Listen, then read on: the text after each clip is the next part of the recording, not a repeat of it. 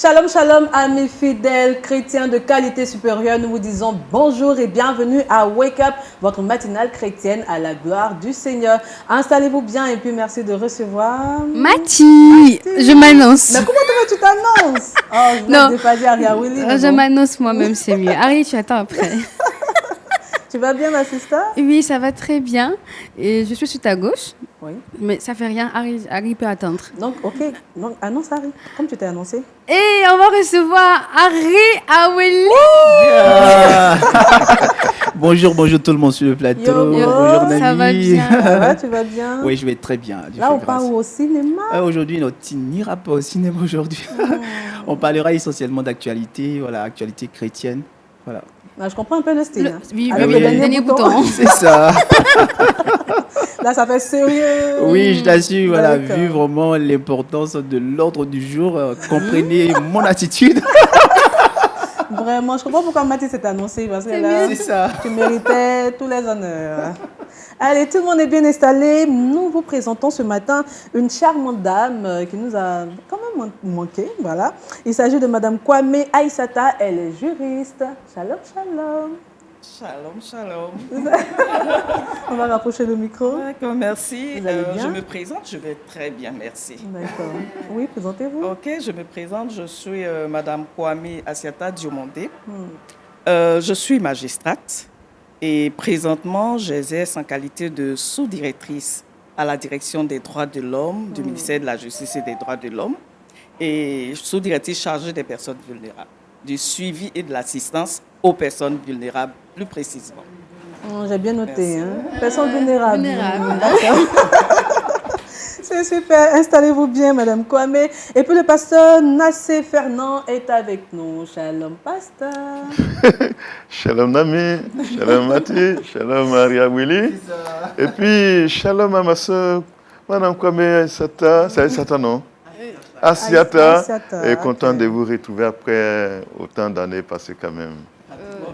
20 Parce que ans. j'étais étudiante. Dans le micro. Je disais pratiquement 20 ans parce que j'étais étudiante. Oui. Wow. Ah, belle rencontre sur le plateau. Ah, tout ça, c'est grâce à quoi? À qui? À Wake Up. Allez, nous sommes bien installés, nous l'espérons pour vous, amis fidèles de Lumière du Monde Télévision. Prions ce matin avec Harry Aweli. Éternel notre Dieu, nous t'invitons. Viens nous conduire au nom de Jésus. Amen. Amen. Le ciel et la terre passeront, mais la parole de Dieu, elle ne passera pas. Amis fidèles de Lumière du Monde Télévision, disposons nos cœurs et approchons-nous du trône de la grâce.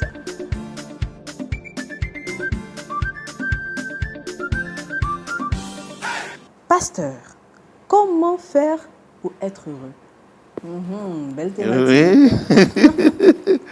Alors, comment faire pour être heureux? C'est une très belle thématique. C'est vrai que la Bible nous présente plusieurs façons de faire pour être heureux. Quand nous considérons les béatitudes, il est dit plusieurs fois heureux ceux qui ont faim et soif de la justice, heureux ceux qui ont le cœur pur, heureux les miséricordieux. Tout ça est présenté pour que l'on soit heureux. Mais ici, ce matin, chers téléspectateurs de Wake Up, je voudrais vous proposer une autre stratégie que Dieu nous donne ici pour être heureux. Et c'est simple, nous trouvons ça dans le psaume 1. Le psaume 1, il est dit « Heureux l'homme qui ne marche pas selon le conseil des méchants et qui ne s'arrête pas sur la voie des pécheurs et qui ne s'assied pas en compagnie des moqueurs, mais qui trouve son plaisir dans la loi de l'Éternel et qui la médite jour et nuit. Il est comme un arbre planté près d'un courant d'eau qui donne son fruit en sa saison et dont le feuillage ne se flétrit point. Tout ce qu'il fait lui réussit. Il n'en est pas ainsi du méchant. Ils sont comme la paille que le vent dissipe. Alors ici, les psaumes, ce sont des cantiques, des chants, et ce sont des chants, des poèmes composés par des sages, et ce sont des concentrations, d'expériences vécues. Ceux qui ont écrit les psaumes nous présentent leurs sentiments, leurs moments de joie, leurs moments de peine, mais aussi nous présentent aussi toutes ces expériences qu'ils ont faites au cours de la vie et ils le présentent aux jeunes surtout pour que nous puissions vivre heureux. Et ici, nous sommes en face du premier numéro des psaumes. Et nous dit ici, heureux, l'homme qui ne marche pas selon le conseil des méchants. Et nous montre ici comment il faut être heureux. Être heureux, c'est avoir le bonheur, être content, mener une vie paisible, tranquille, ne pas être troublé dans son âme, être à l'abri parfois des besoins, être épanoui matériellement, et prospérer matériellement, physiquement, moralement, spirituellement. Et ce sont là quelques éléments quand on parle du bonheur, être heureux. Mais ici, le psalmiste nous dit ici, pour être heureux, première chose, il faut éviter la voie du pécheur, le chemin qui mène dans le péché. Il dit, heureux l'homme qui ne marche pas selon le conseil des méchants. C'est-à-dire, l'homme qui ne se laisse pas séduire. Proverbe 1,10 dit, mon fils, si quelqu'un vient te dire, allons, nous allons tendre un piège à ceux qui vivent bien et nous allons nous faire des richesses, nous allons verser du sang et nous serons riches. Il dit, si quelqu'un te propose ça, n'accepte pas. N'accepte pas. Ne te laisse pas séduire. Donc ici, éviter la voie du méchant, c'est ne pas se laisser séduire par les pécheurs. Ils te diront, allons braquer. On va avoir beaucoup d'argent. On fait une fois et puis on peut laisser tomber. Il a dit, ne te laisse pas entraîner dedans. Quelqu'un viendra te proposer de vendre de la drogue. Dans les écoles, tu vas te faire beaucoup d'argent. Et c'est des conseils qui sont apportés par des amis. Il a dit, ne marche pas selon ces conseils. Ne te laisse pas séduire. Et un autre te dira, il faut goûter à la drogue. Tu seras fort, tu seras considéré. Bon, je ne sais pas comment les jeunes disent, ceux qui sont à la page aujourd'hui. Mais tout ça, c'est pour te séduire et t'entraîner dans la voie du méchant. Ils diront, goûte au sexe. Et si tu ne t'adonnes pas au sexe, tu seras malade. Il y a tellement de conseils qui sont donnés à des adolescents aujourd'hui que beaucoup tombent facilement dans l'erreur. Mais il dit, ne te laisse pas séduire. Ce n'est pas seulement les adolescents, mais même les grandes personnes, les adultes. Quelquefois, des amis viendront te faire des propositions. Quand tu traverses quelques moments dans la famille, dans ton foyer, il y en a qui vont te dire, laisse ta femme, ou bien quitte ton mari. Et tu peux trouver encore d'autres personnes. Qui il est, qu'est-ce qu'il fait, qu'est-ce qu'elle fait. Donc tout ça sont des conseils qui peuvent venir souvent pour se présenter comme une façon de t'aider à sortir de ta situation. Mais ne te laisse pas séduire. Ne te laisse pas séduire. Et il dit, ne t'assieds pas en compagnie des moqueurs. Ne t'assieds pas en compagnie des moqueurs. Non seulement tu ne t'arrêtes pas sous la voie des pécheurs, mais tu ne t'assieds pas en compagnie des moqueurs. Les moqueurs, c'est les pécheurs, ceux qui ne croient pas dans la parole de Dieu. Ceux qui se rient de la parole de Dieu, qui se moquent de la parole de Dieu. Tout cela sont des moqueurs qui rejettent la parole de Dieu. Il a dit, ne t'assois pas avec eux. Et bien souvent, nous sommes en compagnie des amis qui ne sont pas convertis. Allons prendre un pot dans un maquis, allons faire ceci ensemble. Il y a bien de frères qui disent, non, moi, je prendrai ma bouteille de Fanta là, et eux, ils peuvent prendre leur bière. On a vu beaucoup d'amis, beaucoup de frères s'asseoir en compagnie des moqueurs. Quand ils sont assis là, c'est pour se moquer de la voix de Dieu, se moquer des chrétiens. Il a dit, heureux celui qui ne s'assoit pas en compagnie des moqueurs. Parce que la Bible dit clairement que la mauvaise compagnie corrompt les bonnes mœurs. Si tu t'assois avec eux, ils vont te détourner, ils vont te séduire. Alors, que faire? Alors, si le Seigneur te demande d'éviter toutes ces voies-là, qu'est-ce qu'il faut faire? Il est dit, celui qui ne s'assoit pas en compagnie des moqueurs, mais qui trouve son plaisir dans la loi de l'Éternel. Donc, ce que Dieu demande ici, pour être heureux, c'est de trouver ton bonheur, ton plaisir, ta joie dans la parole de Dieu. De méditer cette parole jour et nuit. C'est-à-dire, il nous demande ici, jour et nuit. C'est-à-dire, tu lis couramment et puis tu réfléchis sur la parole. Qu'est-ce que Dieu veut me dire? Tu essaies de comprendre la pensée du Seigneur de la parole. Et ce n'est pas seulement au passage, mais matin et soir. Si tu veux réussir, le Seigneur dit, retourne à la parole. Et donc, il est dit ici, celui-là qui se plaît dans la voie de Dieu, il est comme un arbre planté près d'un courant d'eau. Nous connaissons tous ce que représente l'eau dans la vie des êtres vivants, des plantes et des hommes. Alors ici, l'absence d'eau, nous savons ce que ça produit sur l'homme même et puis sur les plantes. C'est la sécheresse, il y en a qui meurent, ça ne porte pas de fruits, ça perd le feuille. Mais ici, il est dit, c'est lui qui plonge ses regards dans la loi de l'Éternel, il est comme un arbre planté près d'un courant d'eau. C'est-à-dire, cet arbre-là plonge ses racines dans le courant d'eau, de sorte que constamment, il est abreuvé. Donc, son feuillage est toujours verdoyant, il est dit, il porte son fruit en sa saison. Celui-là, ce chrétien qui est comme cet arbre-là, la Bible dit, tout ce qu'il fait, lui, réussit. Ce qu'il fait, lui, réussit. Tu veux réussir, Dieu te donne là une clé.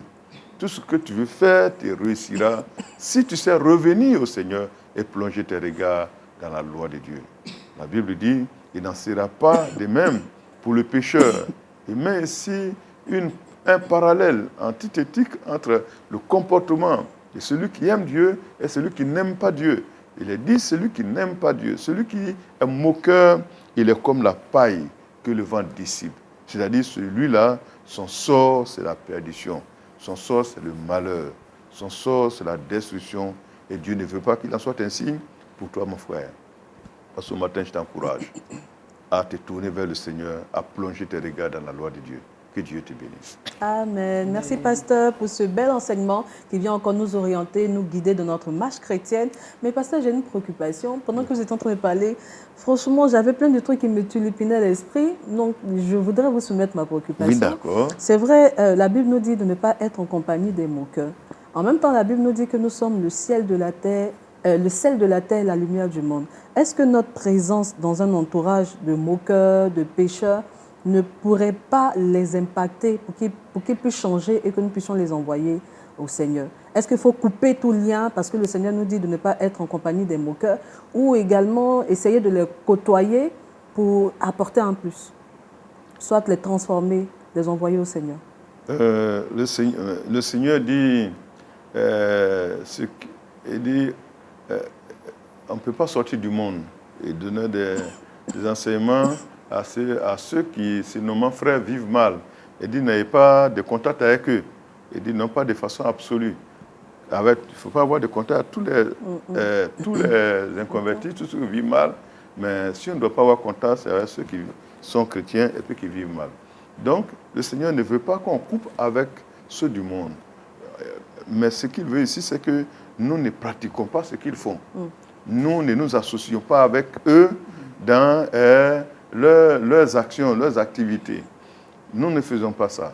C'est-à-dire, ce sont des amis, nous les côtoyons, nous parlons, nos voisins, nous leur témoignons notre amour, nous reflétons Christ au milieu d'eux, nous leur présentons la lumière de Christ, mais nous ne faisons pas ce qu'ils font. Nous ne pratiquons pas ce qu'ils pratiquent. Voilà. Au milieu d'eux, nous pratiquons la parole de Dieu. Je crois que la nuance qu'il faut faire. On peut être avec eux, et notre vie doit les instruire, les éclairer. On ne doit pas être avec eux pour faire comme eux. Faire comme eux. Donc ici, ce qu'on a dit, c'est qu'il ne faut pas t'asseoir avec eux pour faire comme eux. Voilà, c'est de ça qu'il est question. Merci, pasteur. C'est bien clair dans mon esprit. Madame Kwame, réaction après la prédication de notre pasteur. On va rapprocher le micro. D'accord, merci. Après la prédication de pasteur, ce que je retiens, c'est que le Seigneur nous exhorte dans tous les aspects de nos vies. Dans tous les aspects de nos vies, avec nous-mêmes, mais également avec les autres. Avec les autres, nous devons plutôt être un modèle, un témoignage de la vie de Dieu. Et c'est au travers de ce témoignage-là que ceux qui ne connaissent pas le Seigneur peuvent le connaître et donc se convertir.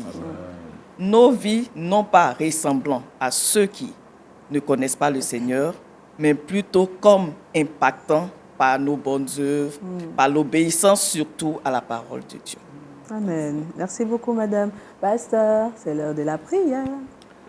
Alors, si tu es d'accord avec moi ce matin que tu veux écouter la voix des pécheurs pour plonger tes regards dans la loi de Dieu, je vais prier pour toi.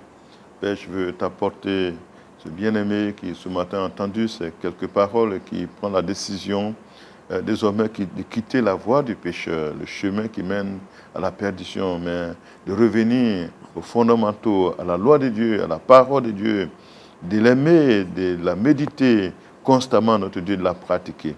Je vais te prier pour lui afin que ta grâce abonde dans sa vie et lui donne du succès dans tout ce qu'il fait au nom de Jésus-Christ. Amen. Amen. Merci, pasteur. Parlons actualité chrétienne avec Aria Welly et c'est dans Culture Actu.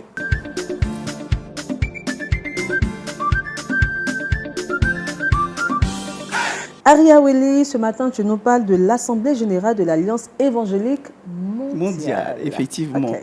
Voilà, créée en 1951 par des dirigeants évangéliques des Pays-Bas, l'Assemblée générale de l'Alliance évangélique mondiale est un rassemblement qui se tient tous les 6 ans à l'international et qui réunit à la fois des délégués, sinon j'allais dire près de 850 délégués issus de plus de 124 pays, sans compter les participants qui viennent pour la plupart de différentes, sinon de toutes les régions du monde. Okay. Alors, il faut dire qu'aujourd'hui, ce rassemblement est à sa 14e édition avec le même objectif, gagner le plus d'âmes à la cause du Seigneur Jésus-Christ, tout en faisant toujours la promotion de l'unité du corps de Christ.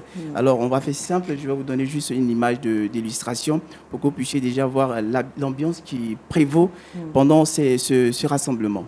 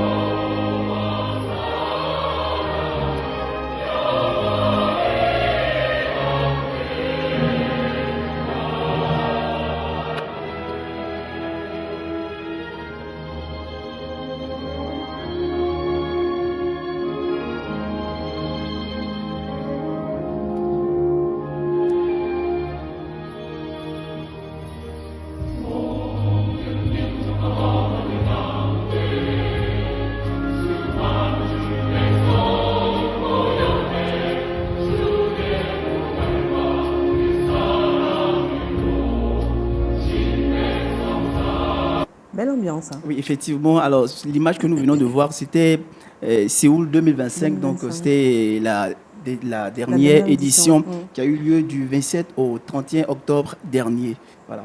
Et les participants sont logés sur place? Exactement, ils sont logés sur place, mais c'est dit que quand tu viens, tu prends vraiment toutes les dispositions pour pouvoir naturellement payer l'hôtel, l'hébergement et puis la restauration. Tout. Voilà. Mais est-ce que les rassemblements se font de façon tournante? Oui, ce rassemblement, il est tournant. Donc, l'édition précédente était à Séoul. Donc, ça pourra tourner et j'espère qu'on pourra faire peut-être sur nous, hein. un prochain rassemblement ici en Afrique. Ici en Afrique. Ce serait très bien. Très bien, oui. On peut recevoir. Et on va inviter le pasteur Frédéric aussi. Qui ira. Et ça prouve aussi que quand le Seigneur, la Bible dit que toute langue confessera que Jésus est Seigneur, que tout genou fléchira devant le nom du Seigneur, eh bien, ça inclut tout cela. Et ça prouve que toutes les nations seront seront conquises pour la cause du Seigneur. Et il faut vraiment travailler. On peut être chinois, on peut être coréen, on peut être ivoirienne, on peut être française, tout, mais c'est Jésus qui est proclamé. Amen. On peut être tous différents, mais nous sommes un en Jésus-Christ. Exactement. Merci beaucoup, Harry. Je pense que la prochaine édition, on va prendre les dispositions pour que tu puisses nous représenter. C'est ça, il n'y a pas de problème. Je vais représenter valablement. Mais là, il va se déboutonner. Hein? Au moins, tu pourras te déboutonner. Oui, ça combien. D'accord. Madame Kwame, réaction?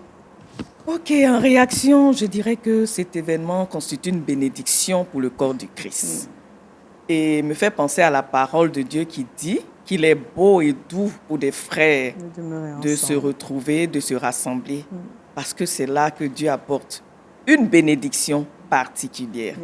Donc, je dirais que je souhaiterais bien participer à cet événement. Mais c'est sûr, c'est bien ça. Là, on sera ensemble. Voilà, on sera deux, sinon plus de deux à partir. Oui, plus de deux. Je pense que nous, on va vous accompagner. On ne peut pas vous regarder partir comme ça. Au moins, on va frapper les valises, tout ça, pour vous accompagner. Pasteur, réaction? Oui, de tels rassemblements nous font toujours prendre conscience que on n'a pas seul le Saint-Esprit.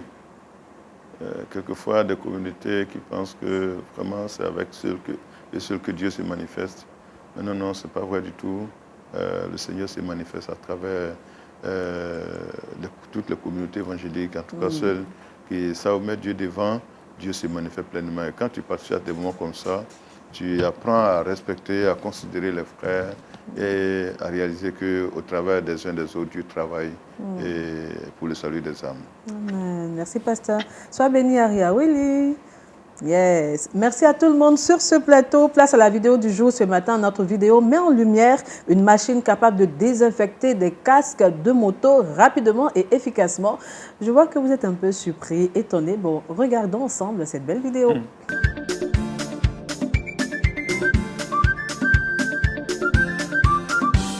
Génie asiatique. Très utile. Et puis moi, ce qui me fait sourire, c'est qu'elle permettra de renforcer l'hygiène, la sécurité de nos motocyclistes, tout simplement. Voilà, au moins, on a les casques qui sont désinfectés et puis voilà, on n'a plus à s'inquiéter, à ne plus choper d'allergies, de grippe, tout ça. Et puis, en tout cas, nous, on salue cette innovation. Moi, j'aime bien, j'apprécie. Et si j'avais une moto, je pense que je désinfecterais volontairement mon casque parce que, en réalité, c'est vrai qu'on se dit, mais est-ce que c'est sale? Mais c'est la main qui touche. La main peut toucher la poussière et beaucoup de choses. Et puis les cheveux, on roule, je ne sais pas combien de kilomètres par jour. On prend beaucoup de poussière, de saleté. Donc, si ça peut aider, moi, parce que j'aime bien cette innovation. Donc, on attend ta moto? Ah non, je ne suis pas. Et puis, il faut ajouter que le casque est tellement un outil délicat qui peut facilement prendre des bactéries issues pour la plupart de la sueur, des gaz d'échappement, issus également de la poussière. Et donc, cette innovation, je trouve qu'elle est vraiment utile, voilà, dans la mesure où elle va limiter, j'allais dire, les risques d'infection, elle va vraiment limiter les dégâts. Et puis, bon, comme on a l'habitude de le faire sur ce plateau, bon, on valide. Et puis, bon, on attend que ça vienne en Afrique ici, mais mieux si déjà certains, sinon, on peut vraiment tous y réfléchir, penser à trouver quelque chose, un palliatif, voilà, pour pouvoir vraiment remédier au risque d'infection, voilà, chez les motocyclistes. Chez les motocyclistes, voilà, ça pourra vraiment aider. Moi, je pense que dans les stations, on peut déposer un système où on pourra facilement... Oui, on pourra également faire dans les différentes stations. Les différentes stations. Surtout dans les périodes de grippe, c'est très difficile. Parce que souvent, quand on reçoit quelqu'un sur sa moto, on fait la passe du casque. Oui, facilement. Et ça aussi, ça peut nous faire attraper des maladies. Et donc, quelqu'un qui nous regarde, qui est assez intelligent, à qui le Seigneur a mis beaucoup d'intelligence, il peut aussi réfléchir aussi sur la composition de cette machine et puis en fabriquer, comme Harry l'a dit, un palliatif ici en Afrique. Mais je pense qu'on va s'associer. On pourrait le faire, pourquoi pas. Madame veut tout tester. Je t'assure. Madame Kwame, réaction. Cet appareil-là, je dirais, constitue une véritable innovation. En fait, c'est ça aussi l'innovation, s'adapter aux besoins du moment. Et ça pourrait être une idée pour nos jeunes entrepreneurs et tout. Mais bon, pour ma part, je ne suis pas fan des motos. Ah bon? Ah, pas comme Mathieu qui veut s'acheter une moto? Non. D'accord. Pasteur. Oui, comme il a dit, c'est une innovation et de telles innovations doivent venir chez nous ici. De plus en plus, on a des mototaxis en Côte d'Ivoire, soit à Abidjan ici à l'intérieur. Or, ils utilisent beaucoup les casques et tout ça qui ne sont pas désinfectés. Ça quitte la tête de quelqu'un, ça monte sur l'autre. Je crois que c'est bien pensé. Si ça vient chez nous ici, ou en attendant avoir des solutions palliatives, comme il a dit, ça va vraiment freiner beaucoup de circulation des bactéries. Merci beaucoup, pasteur. Merci à tout le monde. C'est l'heure indiquée pour recevoir notre invité de Wake Up. C'est Madame Kwame Aïssata. Nous la recevons dans l'invité du Wake Up.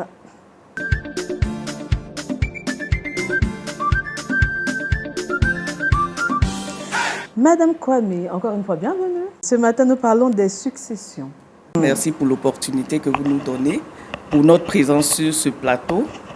Et j'interviens sous deux casquettes. Comme aime bien dire notre pasteur, vous avez une double vocation.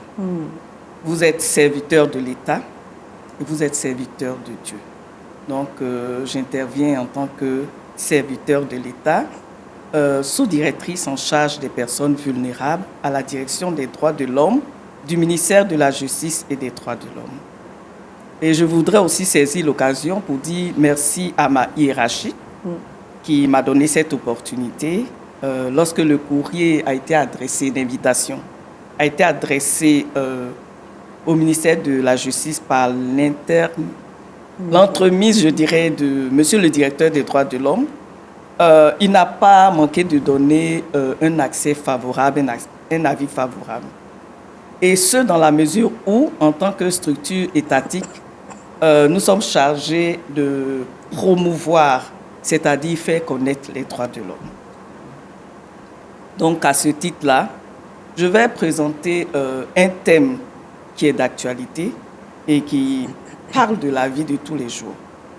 Faisant encore référence à la prédication du pasteur, parlant de la Bible, on dira que Dieu nous a laissé un héritage. Et cet héritage-là, c'est sa parole. La parole de Dieu. Et aussi, sur cette terre, il y a des héritages que laissent les parents à leurs enfants ou encore à toute autre personne. Et je parlerai donc de la succession. C'est quoi la succession? D'abord, la succession en Côte d'Ivoire est régie par la loi numéro 2019-573 du 26 juin 2019, donc je dirais relative à la succession. C'est quoi la succession? La succession est la transmission du patrimoine d'une personne décédée, donc on appelle défunt ou décujus, au profit d'une personne survivante, appelée héritier, désignée soit par la loi ou alors par un acte qu'on appelle testament. La succession s'ouvre au moment du décès ou en cas de disparition, bon, c'est une hypothèse exceptionnelle, en cas de disparition, au jour du jugement déclaratif de la disparition. Alors, comment prouver sa qualité d'héritier? Qui est héritier? Parce que généralement, dans certaines cultures, surtout les cultures africaines, il y a l'oncle maternel qui se lève, je suis l'héritier. Le premier fils, je suis l'héritier. Mais comment justifier de sa qualité d'héritier? La qualité d'héritier est constatée par un jugement rendu par le tribunal du lieu d'ouverture de la succession. Et le lieu d'ouverture de la succession est le lieu du dernier domicile du défunt. Et si ce domicile n'est pas connu, la résidence connue. Et quels sont les documents, bien sûr, pour obtenir ce jugement constatant la qualité d'héritier? Puisque la décision émane d'un juge, je dirais. Donc, il faut produire l'acte de décès, le jugement, sinon les actes de naissance des différents héritiers, de même que les pièces d'identité de 2 témoins pour attester d'abord du décès, même si on a un acte, également pour attester de la qualité d'enfant, d'époux, du décujus. Et quelles sont bien sûr les conditions pour hériter? Il faut exister au moment de l'ouverture de la succession. Ça, c'est bien évident. Même si on a des exceptions. Et ne pas être aussi déclaré indigne. Comme je l'ai expliqué plus haut, la succession suppose donc le transfert de biens laissés. Et ce transfert de biens-là se fait suivant plusieurs autres. Il y a un premier ordre, un second, un troisième, bien sûr, et un quatrième. Donc, qui peut hériter dans cet ordre-là? Nous avons les enfants du défunt. Et bien sûr, les descendants, si l'enfant est décédé. Quand on parle d'enfant du défunt, il s'agit de l'enfant naturel, de l'enfant adultérin, de l'enfant légitime et de l'enfant aussi adoptif. Je dirais que à cet ordre-là est affecté 3/4 des biens laissés par le défunt. Donc les enfants ont droit aux 3/4 des biens laissés par le défunt, puisqu'ils sont du premier ordre. Et également l'épouse. Non, on peut enlever cette partie. Oui, il n'y a même pas de souci, oui. Je dirais le conjoint survivant. Le conjoint survivant, l'époux ou l'épouse, après bien sûr le décès de l'autre. Donc le conjoint survivant également appartient à ce premier ordre. C'est une innovation majeure en droit ivoirien, parce qu'avant la législation de 2019, la loi de 2019, le conjoint survivant n'héritait pas. En tout cas, au premier ordre. Donc avec cette innovation-là, désormais, le conjoint survivant hérite et il a droit au 1/4 de la succession. Donc on fait le récapitulatif. Les enfants ont droit aux 3/4 et le conjoint survivant a droit au quart. Okay. Après le premier ordre, on a un second ordre. Et ce second ordre intervient lorsque, soit le défunt n'a pas d'enfant, ou alors n'a pas de conjoint survivant, ou alors n'est pas marié, je dirais tout simplement. Dans ce cas-là, interviennent les pères et mères. Ainsi, si le défunt n'a pas eu d'enfant, par contre, a un conjoint survivant, alors, je dirais, la succession est divisée en 2 parties égales. Les pères et mères ont droit à la moitié et le conjoint survivant à l'autre moitié. Une autre hypothèse. En l'absence, toujours dans le second ordre, en l'absence bien sûr de conjoint survivant, en l'absence aussi d'enfants, la moitié des biens est dévolue aux pères et mères et l'autre moitié aux frères et sœurs. Maintenant, si les frères et sœurs sont en présence d'un conjoint survivant, on dira ces frères et sœurs ont droit à la moitié et le conjoint survivant à l'autre moitié. bien sûr à défaut de père et mère.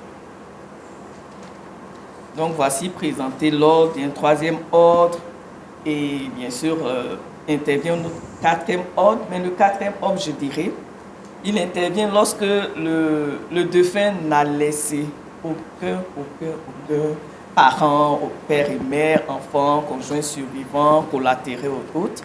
Dans cette hypothèse-là, les biens sont dévolus à l'État. Mais en dernière position, bien sûr, on dira c'est le quatrième ordre. Mais ces hypothèses-là sont, je dirais, exceptionnelles. On peut peut-être donner aux cousins éloignés. Oui, justement, il y a un certain ordre. Okay. Il y a un certain ordre et je ne rentrerai pas dans les détails. Mais à défaut de, je dirais, conjoint survivant, enfant, petit-enfant, conjoint survivant, père et mère, frères et sœurs, grands-parents et aïeuls, à défaut, ces biens sont dévolus, la succession est dévolue, je dirais, à l'État. D'accord. On va parler aussi du testament. C'est quoi le testament? Le testament est un acte juridique dans lequel une personne déclare ses dernières volontés. Et dans ces dernières volontés-là, elle dispose de ses biens pour le temps à suivre. De façon concrète, M. X, avant de rendre l'âme, écrit un testament. Bien sûr, on a plusieurs formes de testament, mais dans lequel il dispose ses biens, telle maison, à tel enfant, à telle personne. Mais en même temps aussi, il y a des règles qui encadrent le testament. On ne peut pas léguer tous ses biens, on ne peut pas donner tous ses biens et déshériter ainsi ses héritiers. Non? Donc il y a une certaine quotité disponible pour le testament, pour léguer ses biens. Donc à ce titre-là, je dirais, la loi sur les libéralités prévoit que lorsqu'il y a des enfants, la quotité est de 1/4. Donc c'est dire que le défunt, bien sûr de son vivant, ne peut pas céder, ne peut pas léguer plus d'1/4 de ses biens à une tierce personne alors qu'il a des enfants. Et lorsqu'il est marié, c'est la même chose, mais là la loi précise qu'il ne peut pas léguer plus de la moitié de ses biens. La précision est lorsqu'il est marié, mais n'a pas d'enfant. En présence d'enfant, il ne peut léguer que le quart de ses biens. Lorsqu'il n'a pas d'enfant, mais qu'il a plutôt des conjoints, un conjoint, alors il peut léguer dans la proportion de la moitié. Il en est de même s'il a des pères et mères et des frères et sœurs. C'est dire que la loi prévoit toujours qu'une quote-part demeure pour les héritiers. Les héritiers peuvent choisir un ou plusieurs parmi eux pour la gestion de la succession. Seulement en cas de désaccord, ils peuvent saisir le juge qui va nommer un administrateur. Désigner un administrateur. Et l'administrateur donc gère les biens. En dehors de la famille. En dehors de la famille, administrateur désigné par le juge. Et l'administrateur est rémunéré sur les frais de la succession. Oh. Donc l'idéal, c'est de s'entendre la gestion de ces biens. Bon, on a d'autres éléments, mais je pense que les questions qui seront posées nous permettront d'approfondir la thématique. Merci encore. D'accord, j'ouvre le bal. J'ai pris note, on se croirait même à un coup de doigt. Je vois le pasteur qui a son stylo, tout le monde prenait note, Mathie, Harry, peut-être même à la régie, tout le monde était à pied d'œuvre. D'accord, moi j'ai une question, j'ai plusieurs questions, mais je commence par la première. Est-ce que tout le monde peut écrire un testament ou y a-t-il un critère ou bien des critères à remplir pour le faire? Tout le monde peut écrire un testament. D'accord.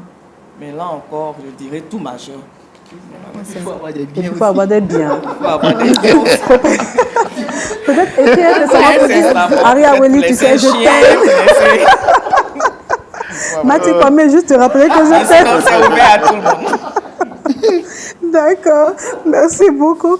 Mais que se passe-t-il lorsqu'une personne qui a des biens et qui n'a pas écrit un testament décède subitement?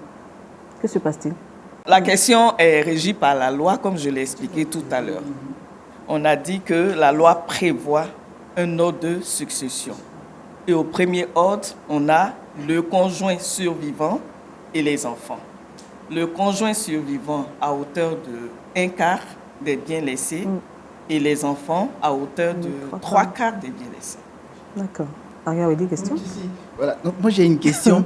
Effectivement, la loi prévoit vraiment des dispositions pour pouvoir permettre aux enfants de rentrer en possession de l'héritage de leurs parents lorsque ce dernier ne sera plus. Malheureusement, en Afrique et particulièrement en Côte d'Ivoire, on voit très souvent les enfants être dépossédés de leur héritage malgré cette disposition de la loi. Donc, face à une telle situation, qu'est-ce que les enfants devraient faire? Sinon, à qui devrait-on recourir pour pouvoir récupérer ces biens? Comme expliqué tout à l'heure, en cas de décès, les héritiers doivent se faire établir un jugement constatant leur qualité d'héritier. Et donc, le tribunal est saisi avec toutes les pièces des héritiers, et le conjoint survivant ainsi que les enfants. Donc, il leur appartient de saisir le tribunal. On a dit tout à l'heure le dernier domicile du défunt ou alors la résidence connue. Donc, saisir le tribunal compétent à l'effet, bien sûr, d'obtenir un jugement constatant leur qualité d'héritier. Donc, c'est sur cette base-là qu'ils pourront initier la procédure de partage et tout des biens. D'abord, le partage devrait se faire à l'amiable. Donc, ensemble, concerter, partager les biens. Et à défaut, saisir le juge en liquidation de cette succession. Mais là encore, je dirais, les héritiers ne sont pas tenus à rester en copropriété, en indivision. Voilà, justement. Ils ne sont pas tenus à rester en indivision, c'est-à-dire maintenir le bien en l'état et le gérer ensemble. Non. Chacun des héritiers a le droit de demander la liquidation de la succession. Et alors, saisir le juge, il va bien sûr prendre une décision pour d'abord faire l'état des biens laissés et procéder aussi une décision pour donner la liquidation du bien laissé, de la succession, je dis. Maintenant, j'ai une autre question. Il arrive des fois où des parents, avant leur décès, pour des antécédents ou alors des incompréhensions, mais des histoires avec certains de leurs enfants, il arrive que ces derniers-là dépossèdent, sinon déshéritent même certains enfants. Voilà, et donc ils ne font pas mention d'eux dans leur testament. Et puis d'autres enfants sont mentionnés. Ça arrive des cas comme ça. Maintenant, face à une telle situation, celui qui a été dépossédé, sinon qui a été déshérité, qu'est-ce qu'il doit faire pour pouvoir récupérer naturellement? Vu que la loi prévoit naturellement qu'en tant qu'enfant, il puisse bénéficier de l'héritage de ses parents. Maintenant qu'il a été déshérité, quelles sont les actions qui pourraient être menées pour pouvoir entrer en possession de tout cela? On dira qu'en matière de donation, il y a des règles. Il y a une quotité disponible qui est prévue par la loi. Donc, un tel testament, tel que vous présentez, peut être remis en cause, car il ne respecte pas les règles relatives à la quotité. Comme je l'ai dit, la quotité disponible est du quart lorsqu'il y a des enfants et de la moitié lorsque il n'y a pas d'enfants, mais plutôt un conjoint survivant. Je suppose que j'ai répondu. Je pense que c'est clair, ça va. Je peux contester devant les juridictions. Mathieu. D'accord, ma question la suivante. Je me demande, est-ce que de la même manière qu'on transmet l'héritage, est-ce que par exemple un père qui avait des dettes, un père ou une mère qui a des dettes, est-ce que ces dettes sont transférées aussi à l'enfant? Est-ce que l'héritier aussi pourrait refuser cet héritage? La question est pertinente parce qu'effectivement, l'héritage se transmet avec le passif et l'actif. Donc, ce qui est intéressant, avant de recevoir la succession, il est intéressant de faire l'inventaire. Voilà, faire l'inventaire, le passif et l'actif. Si c'est avantageux, on accepte la donation. À défaut, pourquoi vouloir se charger? En tout cas, c'est le conseil que je recommande. Vraiment, je suis ton héritier, mais pardon, tes dettes là. Pasteur, vous avez une question? Il y en a beaucoup, mais je pose un seul. Allez-y, pasteur. Bon, enfin, deux. J'entends conjoint, c'est dans le cas de mariage légal, communauté de biens, ou bien même dans le cas de communauté de biens, ça s'applique aussi. D'accord. Effectivement, il y a une précision à faire. Quand on parle de conjoint, en Côte d'Ivoire, le mariage qui est reconnu est le mariage qui est célébré devant l'officier de l'état civil. Et lors de la célébration du mariage, on dira que les époux ont 3 options quant à la gestion de leurs biens. Donc, 3 régimes se présentent à eux. Le régime de la communauté de biens, le régime de la séparation de biens, et il y a un nouveau régime, le régime du contrat de mariage. Dans l'hypothèse du décès et du conjoint survivant, on donne un cas pratique. Monsieur X, c'est pas madame qui est décédée, c'est Monsieur X, d'accord. Donc, monsieur X qui décède et laisse à sa survivance, je dirais, 4 maisons. Monsieur X était marié à madame X sous le régime de la communauté des biens. La première des choses, étant marié sous le régime de la communauté des biens, il va procéder à la liquidation de la communauté, avec partage égal pour les biens qui ont été acquis pendant le mariage.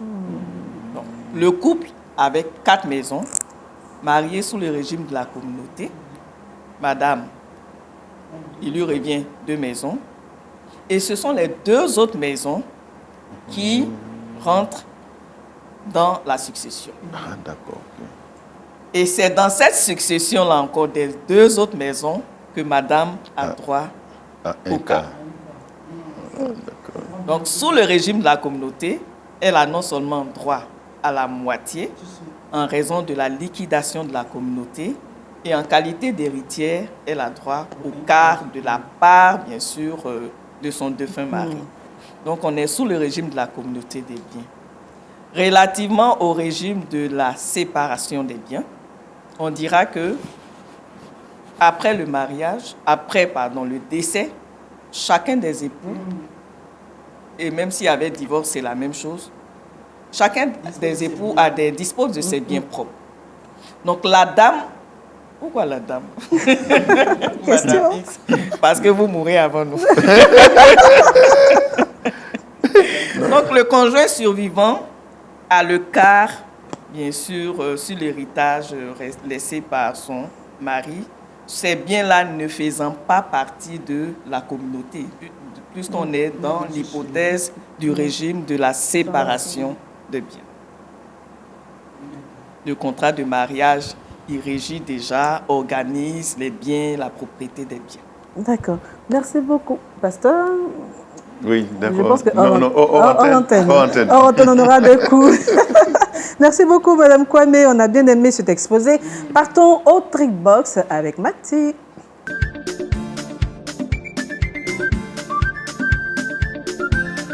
Comment remettre le cordon de notre pantalon qui est sorti? Tout simplement, d'accord. Donc pour cela, il y a une astuce pour la remettre en place. Exactement, mon ami. Merci pour l'effort. Alors, je tiens ce matin un stylo. Attention, je peux noter à tout moment, les téléspectateurs et même vous ici. En réalité, je fais un rappel, c'est un cours, hein, je rappelle. Le jeudi dernier, nous avons parlé du cordon de serrage. On a parlé de l'embout qui est effiloché, comment remettre à la place un embout qui est effiloché. Et ce matin, je reviens sur cette astuce, mais autrement. Voilà, j'espère que vous vous souvenez. Je peux noter un 10 aussi. Hein. Et sinon, l'astuce d'aujourd'hui, c'est vrai on ira avec ce stylo, mais l'astuce concerne le cordon toujours. Alors, là, vous vous souvenez, pour ceux qui n'ont pas suivi en classe, qui ne savent pas c'est quoi le cordon de serrage d'un pantalon, d'un jogging, en réalité, c'est la ficelle qui sert à attacher, à nouer, voilà, c'est tout ce que tu veux, Nami. Donc, si jamais vous avez la ficelle de votre pantalon jogging, votre pantalon de sport qui sort, qui se retire, voilà, du pantalon, et que vous ne savez pas comment remettre cette ficelle, ce stylo intervient ce matin. Il vous suffit tout simplement d'utiliser ce stylo. Alors, vous ouvrez le capuchon, vous remettez la ficelle à l'intérieur du capuchon et vous recouvrez cela avec le... Ça dit, bon, je vais plutôt essayer. Okay. Le capuchon, vous mettez la ficelle à l'intérieur, vous refermez et avec ça, vous pouvez faire rentrer le stylo à l'intérieur donc du cordon de serrage jusqu'à ce que le capuchon ressort de l'autre bout et ça vous permettra de bien fixer et c'est bon. Et à défaut aussi, quelqu'un me disait, voilà, hors antenne, qu'on peut utiliser une épingle aussi à cheveux, mais je sais que c'est un peu minuscule, c'est un peu difficile aussi, mais avec le stylo, c'est très rapide, donc n'hésitez pas à utiliser chez vous à la maison le stylo, c'est pas fait seulement pour écrire. Avec Mathieu ou avec Wake Up, on peut en faire des astuces avec. Et je vous note. Toujours, non, je ne note pas. Ah, d'accord. On va regarder la vidéo, c'est encore mieux. Mais cette astuce, elle est géniale. Combien de fois mon fils a tiré sur la ficelle de son pantalon et a retiré le lacet? Alors que là, regarde, il y a juste à prendre un stylo, un bouchon, tu mets tout ça à l'intérieur et c'est facile. Si tu veux plus d'astuces, abonne-toi. Non mais ça, c'est l'astuce qu'on aurait dû savoir avant. Avec nos jogging au collège, à chaque fois on perdait nos lacets. Et là, un bouchon, un stylo, et t'as plus qu'à le passer. Non mais c'est incroyable. Oh, pour ceux qui ont des enfants, alors ça, je pense que c'est un super hack. Oh, vous pouvez l'enregistrer celui-là. Non mais c'est énorme. Pourquoi j'ai pas pensé à ça? Merci à Mathieu. Très pratique. Faites cela à la maison. Voilà, ça suffit. Merci beaucoup, Mathieu. J'ai vraiment aimé. Ah, c'est J'ai un pantalon que j'ai laissé là-bas qui me posait un petit problème. Là. Et là, je viens d'avoir la solution. Tu as eu la solution. Le pantalon missionnaire d'Harry. Je te suis, Madame Kwame. L'astuce vous a plu? Oui, c'est une véritable astuce. Celle que je connaissais, c'était plutôt celle de l'épingle, mais c'est plus pratique avec le stylo. D'accord. Merci beaucoup pour votre contribution. Pasteur. Oui, je crois que Mathieu doit nous faire un petit livret quand même. Voilà, parce que ça passe, on oublie un peu des belles astuces chaque jour. En tout cas, je valide ça. Le pasteur valide. Allez, terminons cette émission avec le saviez-vous.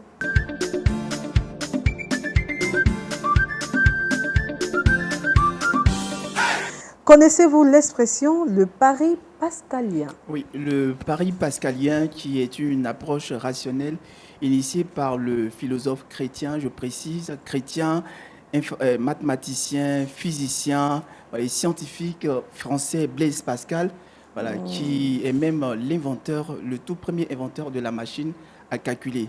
Alors, d'après son approche, il est plus avantageux de croire en Dieu que de ne pas croire en lui du tout.